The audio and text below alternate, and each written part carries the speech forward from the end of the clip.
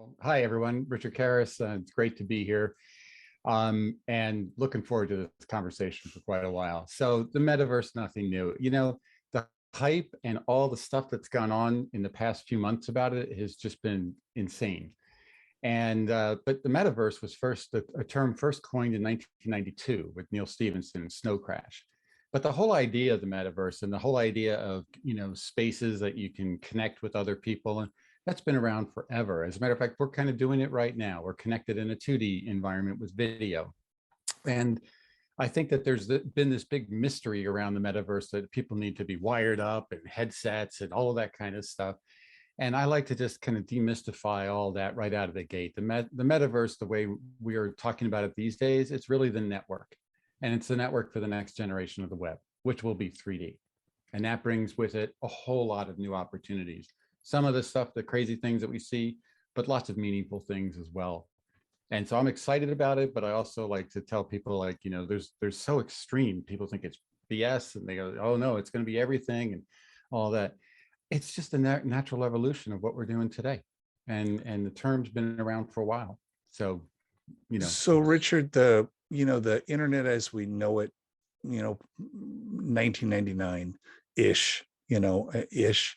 And then probably 20 years ago, we have Web 2, and live web pages and all of that rich internet applications and the web as we know it. And then Web 3.0, I think it's interesting. He said the web it's the 3D part, and it happens to coincide with Web 3. Give us an example of something that might already exist today that is Web 3.0. Well, that's a kind of a wide question. What is Web 3.0? I think it's still being, it's still evolving. Yeah. But in the terms of the 3D sense, people are doing lots of things in immersive 3D today, whether it's Minecraft and other things like that. But what they haven't been able to do is be consistent between the different worlds. On the web, I can go from one website to another website. I can be on different devices, different browsers, all that, and it doesn't matter. My experience is always going to be consistent. We don't have that today with 3D across different sites. You can go to a Minecraft one, or you got to load in another one to go to a different site, et cetera. But what we're going to see is all that underlying stuff be consistent so that I can teleport from world to world. And some of them might be entertainment and fun-based or experience-based, but other ones might be work-based. And you might, and I don't think it'll be sitting around in a VR meeting room and stuff like that. Maybe you'll do that kind of stuff. I think when we get to more of the Kingsman side of things, maybe. But I think more like exploring virtual spaces and what you're working on, whether you're collaborating with somebody and working on a project, or you're working on you're building something and you have people from all parts of the world in that virtual space at the same time. Yeah, that makes sense. And why don't you stay there for a second, because this idea of being able to collaborate has been around. You and I both worked with Bill Buxton, who was famous for that kind of virtual collaboration way back in the day. And I think that what happened with COVID was every business, every organization, every team was forced to figure out how to do hybrid. Well, for a long time, just completely virtual. Yeah. And so we've all had a taste of it. This idea that you said we're not going to be in rooms, I think it's kind of weird if we were all in 3D rooms. At least I've tried that, and I love 3D, but it feels kind of weird as an avatar in a room, right? I did a presentation a month or so ago that was completely in VR, and it was a novel, it was a novelty. It was fun, it was unique and stuff, but would I do it every day? No. Yet, if you're in a rich environment of VR or a rich environment of 3D in general, where you don't need a headset, we do 3D on our computers all the time. But I can explain and experience things much better in 3D than you can in 2D. And you're right, with everything that's happened with COVID, necessity is the mother of invention. So I think people kind of started to learn to collaborate on video, right? How many video calls do we do during a day? And we're collaborating, we're working, we're having meetings, we're doing all those kinds of things. Well, if we're working on an environment, or we're working on an object, or we're working on something that can be better experienced in a 3D sense, then you're going to do that in a 3D world. And it'll be like you're navigating something, like in a 3D environment, your screen is a portal to that world. things like that. That makes complete sense. And it'll be a natural progression for that. But I think where things kind of get blown out is everybody's thinking Ready Player One, and I got to do all this stuff, and let me jack in and all that. That's the crazy part of it all that I think drives people nuts. And so I hear people like, this is all BS and all that. And I tell them, no, it's going to happen, but you're not going to need all of that. You're going to have many ways to experience it. So, with your background, at Lucasfilm and Pixar and Apple and helping storytellers, actually create these worlds, right? Amazingly create all these fantastic worlds. But now you're thinking broader about the applicability of these tools into manufacturing and medicine and pharma and research and climate change and all of that. Give us some examples of how this new way of thinking about information and collaborating is going to spread across all industries. Well, it's in the same way the internet has spread across all industries. Once there was a common foundation and HTML was ratified enough so that everything was consistent, you start to have businesses built on it and everything else. I don't think there's a business that can exist today without a web presence, right?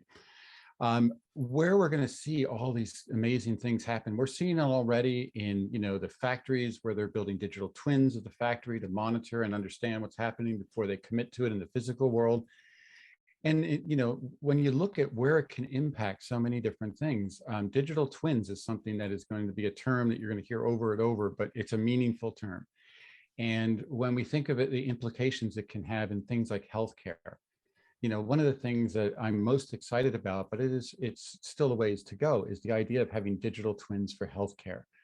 A good friend of mine recently got the cancer, colon cancer, and it was devastating at first, but we started talking with specialists and things like that. So thankfully we knew, and he started, going to all the treatments. But the thing that I learned in that process, and by the way, he's doing much better now and great, playing guitar in the band that I'm in. So yeah, keep rocking, John.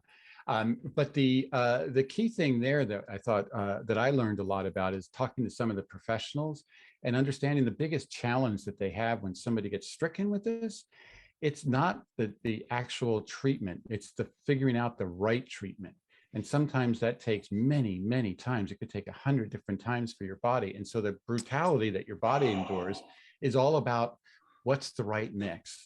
And so in speaking with some of these specialists, they say, like, if we get a digital twin of that, and we could use computer AI to run thousands of different types of treatments on it, till we get the perfect one, then the patient is getting the perfect one from the first step. That to me is so meaningful, and that's where I think these things are going to have a huge impact on life. Okay, so crystal ball time. I'm thinking we know how to map. We've mapped the human genome, so someone could map my biochemicalness. Yeah. There's probably an actual perfect term for that, but they could digitize that, become a digital twin of me, and then the doctor could prescribe and see what happens with various chemicals or various treatments, or in the case of new treatments, which is where this is probably going to show up first in the lab, then you could start to see, how far is that? 10 years away? Is that 20 years away?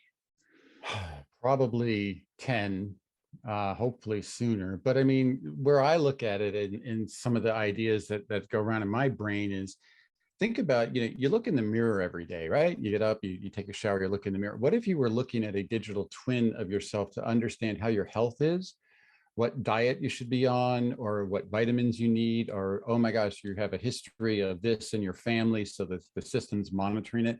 So not only are you looking at the mirror, you're looking at a time machine. You're looking at what's happened in your past, what could be projected to your future, what kinds of things could you be doing to prevent things that might happen, or, all of that kind of stuff.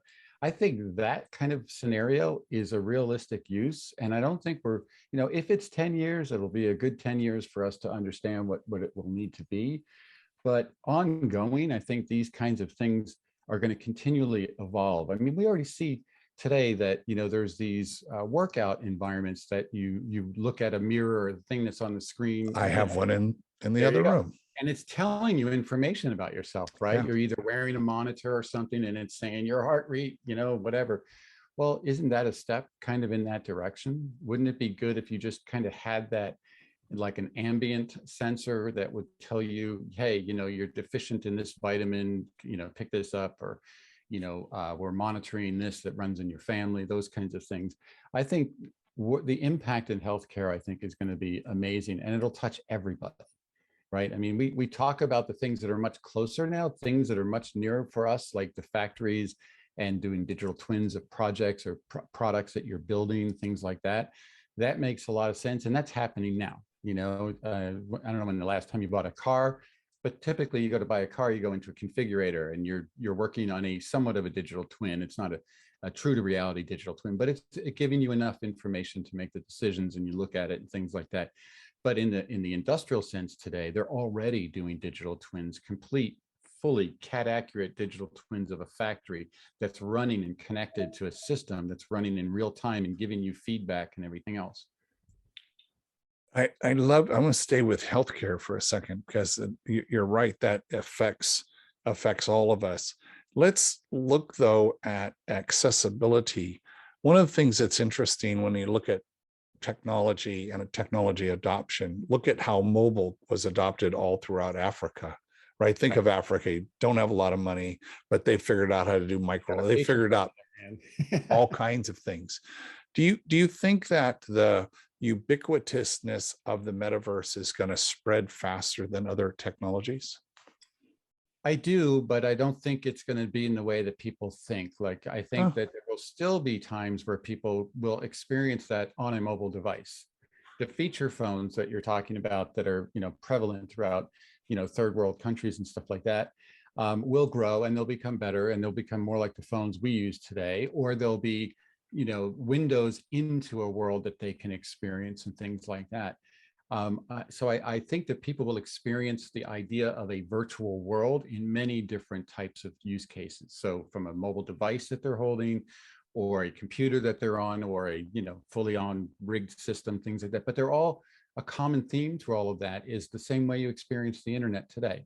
You experience it on many different things, right? We're doing this right now, but if you run to the store later, you might look on your phone that's connected to the internet to get information there, or your car is going to be connected to the internet. And we'll have similar types of things as we grow into the network or metaverse. Stevenson, in the book where metaverse was coined in Snow Crash, he talks about how when he's in the metaverse, he can tell when someone is plugged in through a public terminal, like at a library, because they're kind of low res.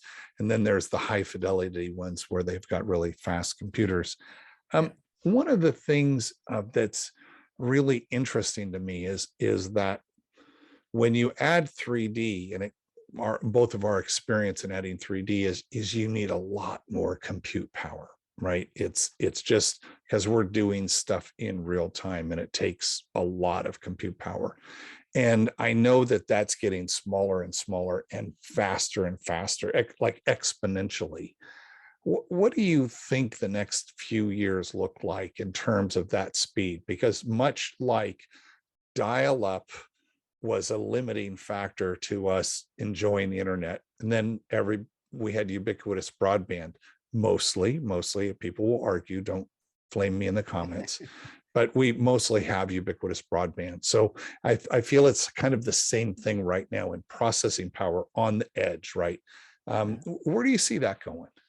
Well, I had a call yesterday with a group of people, one of whom was, and I kid you not, in a grass hut in Mexico with a satellite uplink that was faster than the folks that we were also connected with in LA, right? So, access to speed and access to power is going to become more and more attainable no matter where you are. I think we'll see more and more things in the cloud, and the ability to be able to combine them, instead of just one GPU, multiple GPUs, things like that. And I think it's really important to be making sure it's accessible to everybody. And that's one of the beautiful things the cloud provides, is that anybody can connect to it and access that power.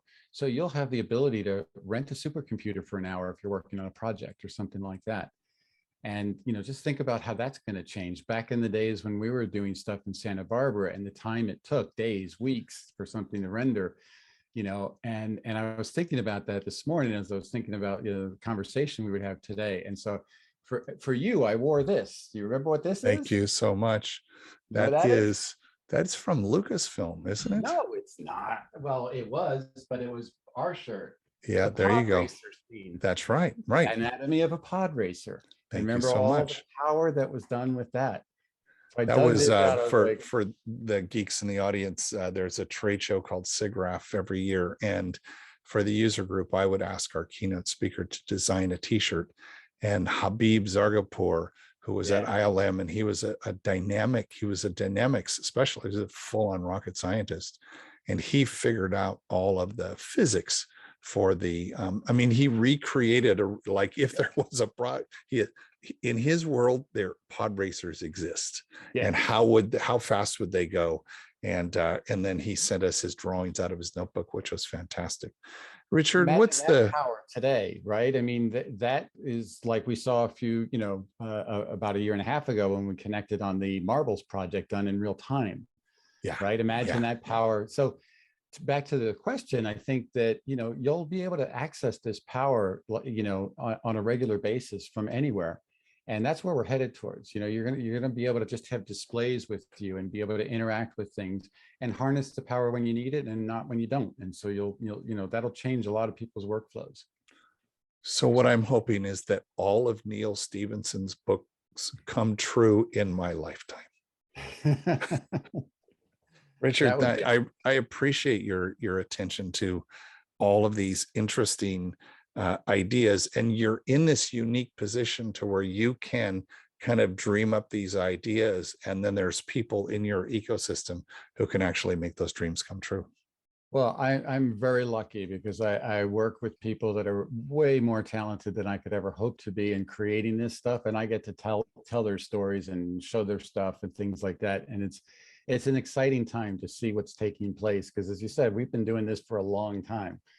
And when I think about, the time it took to render something like Tin Toy, and the fact that could probably be done in real time today. As a matter of fact, I'm sure it could, because I was at a talk with Bill Reeves not that long ago, and he talked about the fact that they could probably do Toy Story in real time today with all the power that they have, stuff like that. Wow. So think of how fast we've come in just a short period of time, and where we're going to be, another 30 years. Ooh. Fun.